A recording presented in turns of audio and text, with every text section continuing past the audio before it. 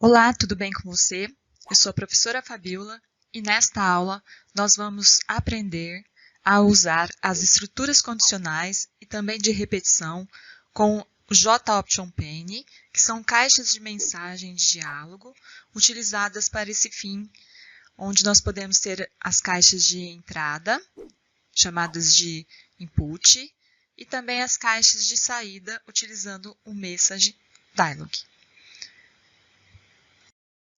Lembre-se o seguinte, que as estruturas condicionais, elas são instruções que permitem que blocos específicos de código sejam escolhidos, ou sejam executados de acordo com a comparação a ser feita. Portanto, as estruturas condicionais, elas vão redirecionar determinadas partes do fluxo do programa. Então, a gente vai redirecionar ele ou seja, para a parte verdadeira ou para a parte falsa, dependendo do algoritmo de vocês.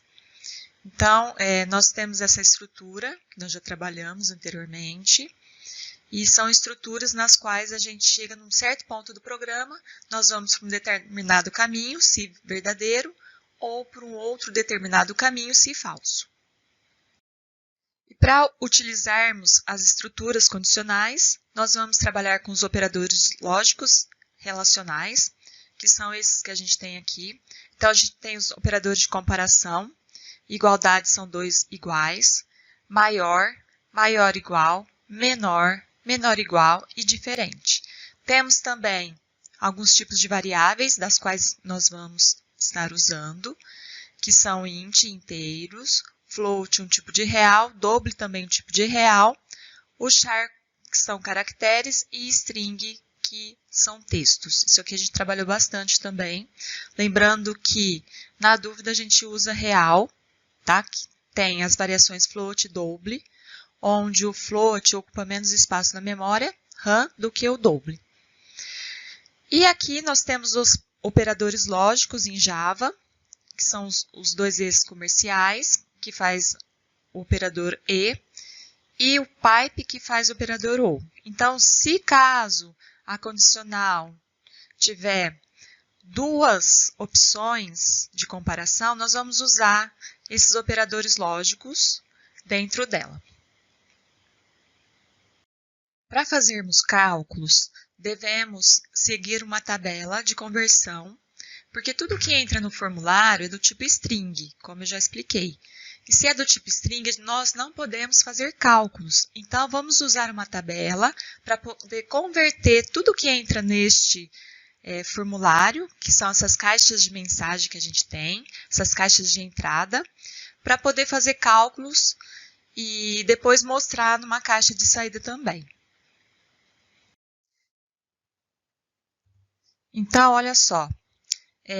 Nas caixas de diálogo de mensagem, nas caixas de entrada de mensagem, quando a gente usa o J-Option-Penny, ou em formulários, nós trabalhamos com string. Então, fiquem atentos que a gente trabalha com o tipo string. E nós temos que converter para tipos numéricos, onde nós temos inteiro, float e double, para podermos fazer cálculos. Então, aqui, se a gente fosse usar somente tipo inteiro, então eu declararia uma variável, aqui o y é o identificador da variável, o nome da variável, ela é do tipo inteiro, então int y igual integer.parseInt. Então, dessa forma aqui, eu estou convertendo para inteiro o que entrar na caixa de diálogo de mensagem. E aqui eu estou usando a caixinha, JOptionPenny.showInputDialog. E a mensagem que eu quero transmitir para o usuário. Digite o valor do produto, digite a nota. Então, dessa forma aqui, eu estou, então, fazendo com que o que entra lá na minha caixa de diálogo de mensagem seja convertida para tipo numérico para eu poder fazer cálculo.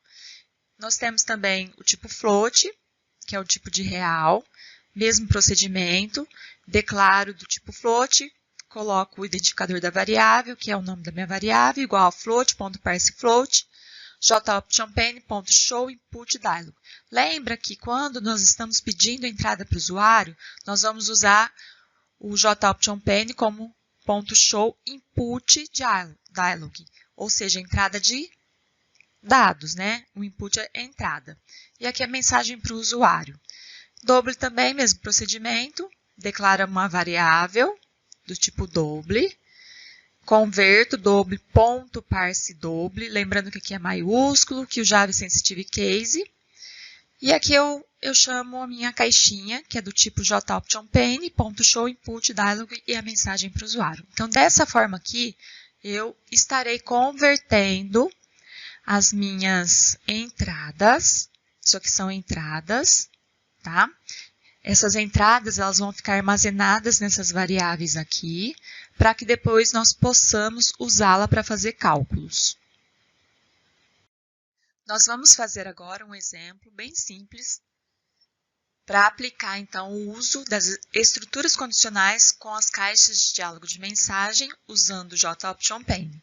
É muito simples trabalhar, lembrando que nós temos as entradas, o processamento e a saída, e dentro do algoritmo nós vamos colocar em determinada parte do programa uma parada para que ele possa estar tendo um desvio entre uma condicional verdadeira e uma condicional falsa. Então, esse exemplo nós vamos trabalhar achando o cálculo de um salário de uma pessoa com os descontos e também com a gratificação. Neste programa, nós vamos usar a estrutura condicional if para que, em determinada parte do programa, ele decida entre uma situação verdadeira ou falsa. Então, ele só executa aquele bloco de comandos. Então, esse programa, este algoritmo, ele vai calcular o salário de um funcionário, salário líquido. Lembrando que nós temos que entrar com o salário aqui do funcionário. E também os percentuais de imposto de renda e INSS, que são percentuais de desconto, que a gente vai achar. Lembrando que é percentual, nós precisamos dividir por 100, tá? Porque são percentuais. Achar esses percentuais e aplicar em cima do salário, para termos, então, esse percentual, o cálculo desse percentual. Então, a primeira coisa que nós vamos fazer, né, é pensar o seguinte: a estrutura condicional aqui, ela está baseada na seguinte situação. Se o salário for menor ou igual a 300, ele vai ter um reajuste de 20%. Então, a gente vai ter um salário reajustado de 20%. Vamos achar os percentuais de imposto de renda, de INSS e aplicar em cima do salário líquido. Então, o salário líquido é toda a junção do reajuste que ele teve, dos descontos, né? Então, a gente acha esse salário líquido aqui do funcionário, é o salário com os descontos e reajustes. Para fazer isso, então, o que nós vamos fazer, né? Primeira coisa, como nós vamos usar o JOptionPane, nós vamos importar a biblioteca javax.swing.jOptionPane, que ela fica aqui na primeira linha de codificação para quem estiver usando esse programa, ou para quem estiver usando o celular, vai estar debaixo do package. Pronto, fiz isso aqui. E no corpo do programa, debaixo do public static void string args, nós vamos colocar as nossas entradas. Então, temos 3 entradas aqui, pedindo o salário bruto. Vou colocar o salário bruto aqui, que fica melhor. Salário bruto. Temos o percentual de INSS, que é um desconto, para ele se aposentar depois, e o percentual de imposto de renda, que é um percentual de desconto sobre o salário da pessoa. Dependendo de quanto que ela ganha, tem esse percentual aqui. Bom, demos as 3 entradas, e agora é o seguinte: se o salário bruto da pessoa for menor ou igual a 300, nós vamos calcular o reajuste de 20%. Então, ó, eu peguei o salário, fiz vezes 20%, ó, vezes 20, dividi por 100, percentual, por 100. Vou fazer também o reajuste do imposto de renda, vou achar o percentual de imposto de renda, que é o salário vezes o imposto de renda que ele entrou aqui, o valor do imposto de renda, né? O percentual, ele que vai dar aqui, ok? Aqui eu coloquei fixo, aqui ele que vai entrar, ó, por isso que está aqui. E também o INSS, então vou achar o percentual de INSS sobre o salário da pessoa. Então, peguei o sal, multipliquei pelo percentual que ele entrou e dividi por 100. E o salário líquido vai ser o quê? O salário que ele já tem, com o reajuste que ele ganhou, menos percentual de imposto de renda e o percentual de INSS. Aí a gente já acha o salário líquido e mostra o salário líquido usando o Show Message Dialog, que é a caixinha que permite que a gente mostre as informações e também as variáveis. Então, aqui eu coloquei uma mensagem para o usuário, mais que eu concatenei com a minha variável sal líquido. Então, nessa situação, nós achamos que se o salário for menor ou igual a 300, ele faz isso e não entra no restante. Agora, temos uma condicional aqui, né, também, se o salário for maior que 300 e salário menor ou igual a 500, nós vamos ter um reajuste de 10%. Então, para os salários que estão entre 300 e 500, nós temos um reajuste de 10%. Então, achei o reajuste aqui de 10% sobre o salário e guardei nessa variável aqui. Achei os percentuais, iguais que eu fiz do anterior aqui, e também achei o salário líquido no mesmo molde do anterior. Então, a troca aqui foi só os 10% aqui e o 20%. Mostrei o salário líquido. Caso ele não esteja nem neste aqui, nessa condicional e nem nesta condicional, então nós vamos entrar aqui e mostrar uma mensagem para este usuário, sem reajuste e descontos. Então, dessa forma aqui, nós podemos, então, aplicar a estrutura condicional usando as caixas de diálogo de mensagem. Ou seja, nós estamos trabalhando, né, já com as estruturas que conhecemos, mais as caixas de diálogo de mensagem. É muito simples trabalhar com essas caixas de diálogo de mensagem. Vimos então que as estruturas condicionais, elas são estruturas que permitem que uma parte do programa seja executada de acordo com uma condicional verdadeira ou falsa. Já as estruturas de repetição, nós vamos fazer o quê, né? Elas são alguns comandos da linguagem Java, que vão permitir executar partes específicas de comando determinada quantidade de vezes. Então, eu vou automatizar um bloco de comandos para que ele fique executando ali até que uma condição seja verdadeira. Então, nós temos 3 tipos de estruturas condicionais, for, while e do while, sendo a for mais utilizada e a do while menos utilizada, como vimos também as vantagens e desvantagens de cada uma. Então, as estruturas de repetição são estruturas que permitem automatizar determinadas partes de um código, a fim de que ela fique executando um loop até que aquela instrução seja verdadeira ou não. Nós vamos fazer agora o cálculo da média aritmética de um aluno, com a entrada de 5 notas, usando o for como estrutura de repetição e as caixas de diálogo de mensagem usando o JOptionPane.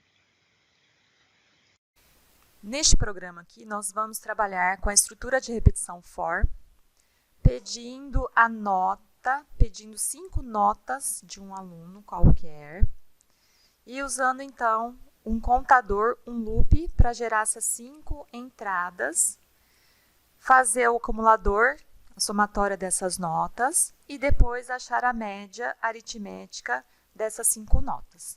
Então, nós vamos usar o JOptionPane também. Então, para isso, nós vamos importar a biblioteca aqui em cima, na primeira linha. Import javax.swing.joptionpane. E no corpo do programa, nós vamos começar, então, o nosso algoritmo. Primeiramente, nós temos que saber que como nós vamos usar um acumulador, esse aqui é o acumulador. Então, quando eu pego uma variável, inicio ela com 0, duplico essa variável dentro aqui do processamento e somo ela com o valor que o usuário for estar entrando, eu vou estar acumulando esses valores.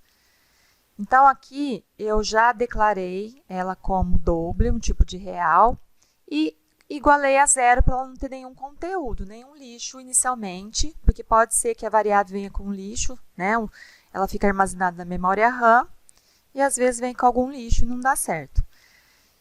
Bom, declarei essa variável, soma, que vai ser o nosso acumulador. E agora aqui embaixo nós vamos trabalhar com a nossa estrutura de repetição for.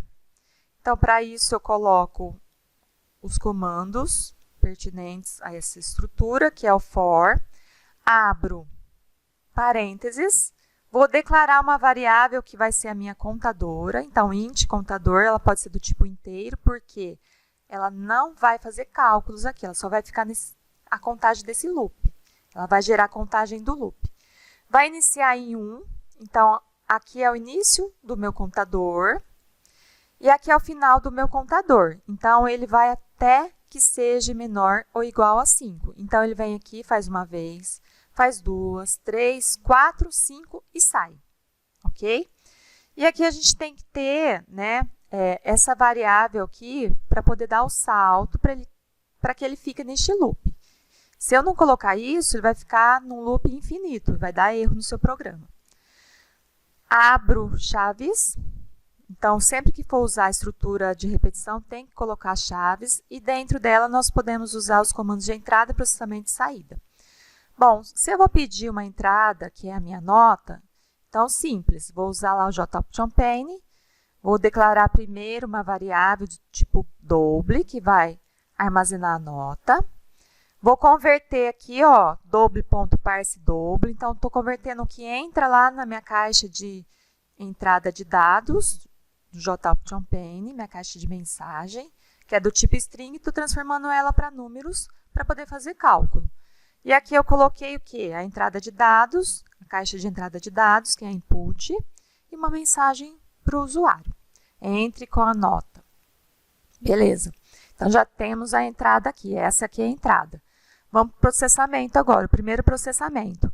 Como eu quero acumular valores, toda vez que ele entrar aqui, ele vai pegar a nota do aluno, vai somar com o 0, que estava inicialmente ali declarado, e vai acumular aqui. Feito isso, por exemplo, coloquei aqui a nota 5. Então, a soma inicialmente 5 mais 0 vai dar 5. Então, guardou 5 aqui. Vem para cá novamente, porque são 5 vezes. A próxima vez que passar, o que vai acontecer? Vai pegar a nota que a pessoa digitou aqui, que o usuário digitou, mais o valor de 5 que já estava acumulado. Então, esse é o processo de acumulação de valores. Para eu fazer qualquer média, qualquer somatória, é necessário usar esse procedimento de acumulação de valores. É padrão na linguagem, das linguagens que a gente usa por aí. Fechei aqui, já peguei a entrada, já peguei a somatória e agora eu vou achar a média. A média eu não vou fazer aqui dentro, por quê? Senão toda vez que ele passar aqui, ele vai ficar dividindo. Então, eu não quero que ele divida toda vez que ele passar. Eu quero que ele some tudo e divida depois no final. Então, por isso que eu coloco ele aqui depois das chaves. Então, declarei a variável média. Pego aqui a soma, que é o meu acumulador das notas dele, e divido por 5, porque são 5 notas. Então, a média aritmética, eu pego a entrada dos valores dividido pela quantidade de valores que eu tenho. E aí, é só apresentar. JOptionPane.showMessageDialog. Isso aqui a gente apresenta, a caixa de apresentação de mensagem. Ponho uma mensagem para o usuário e chamo minha variável média. Então, dessa forma aqui, eu tenho um exemplo bem prático de como a gente pode estar trabalhando com a estrutura de repetição for. Poderíamos usar também o while e do while. Mas, só para a gente exemplificar como funciona, a gente vai estar trabalhando com a for aqui.